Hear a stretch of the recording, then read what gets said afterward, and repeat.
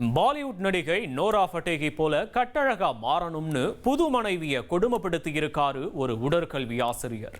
திருமணமான 5 மாதத்தில் கணவனுக்கு ஏற்பட்ட விபரீத ஆசையால மனைவியின் கர்ப்பம் கலைந்த பின்னணி என்ன?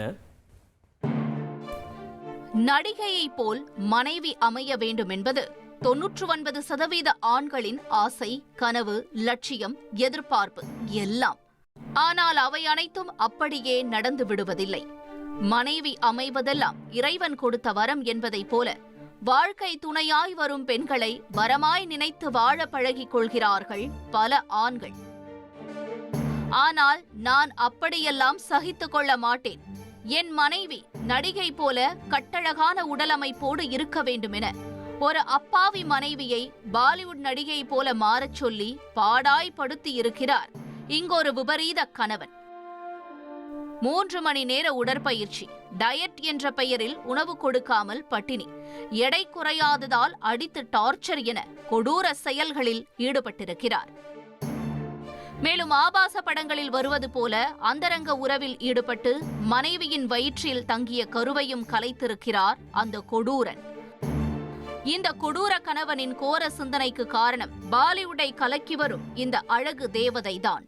நடிகை நோரா ஃபட்டேகி பிரபல கவர்ச்சி நடிகை.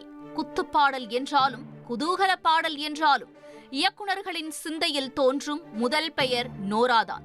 பாகுபலி படத்தில் மனோகரியாக தோன்றி பலரின் மனதை கொள்ளையடித்த நோராவை யாரும் மறந்திருக்க மாட்டோம். மேலும் பல படங்களில் முன்னணி நடிகையாகவும் நடித்து ஃபேமஸ் ஆனவர். தற்போது தமிழில் காஞ்சனா 4 திரைப்படத்தில் ராகவா லாரன்ஸுடன் ஜோடி சேர்ந்திருக்கிறார். இந்த கனவு கன்னி மனைவியாக கிடைத்தால் எப்படி இருக்கும் என யோசிக்காத இளசுகளே இல்லை. அதில் ஒருவர்தான் உத்தரப்பிரதேச மாநிலம் மீரட் பகுதியைச் சேர்ந்த உடற்கல்வி ஆசிரியர் சிவம் உஜ்வால். 29 வயதான இவருக்கு காஜியாபாத் மாவட்டம் முராத் நகரைச் சேர்ந்த இளம் பெண்ணுடன் கடந்த மார்ச் மாதம்தான் திருமணம் நடந்திருக்கிறது. ஆனால் அந்த இளம்பெண் சற்று உயரம் குறைவாகவும் உடல் பருமனாகவும் இருந்திருக்கிறார். இதனால் மனைவியை உருவக்கேலி செய்து மன உளைச்சலுக்கு ஆளாக்கி இருக்கிறார் சிவம் உஜ்வால். மேலும் தனது கனவு நாயகி நோரா ஃபட்டேகியைப் போல மாற வேண்டும் என சொல்லி மனைவியை உடற்பயிற்சி செய்ய கட்டளையிட்டிருக்கிறார். ஒரு நாளைக்கு 3 மணி நேரம் கடுமையான பயிற்சி கொடுத்திருக்கிறார். பயிற்சி செய்ய தவறினார். டயட் என்ற பெயரில் உணவு கொடுக்காமல் பட்டினி போட்டு கொடுமைப்படுத்தியுள்ளார்.